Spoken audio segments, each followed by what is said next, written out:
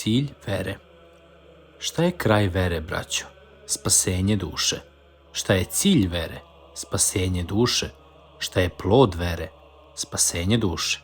Mi ne držimo dakle veru radi vere, nego radi spasenja duša naših. Niko ne putuje zbog puta, nego zbog nekoga ili nečega, šta ga očekuje na kraju tog puta.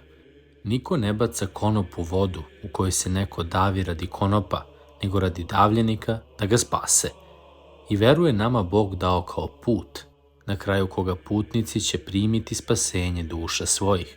I kao konop dodao je Bog veru nama, davljenima u mračnim vodama greha, neznanja i poroka, da bi pomoću vere spasili život svoj. To je namena vere.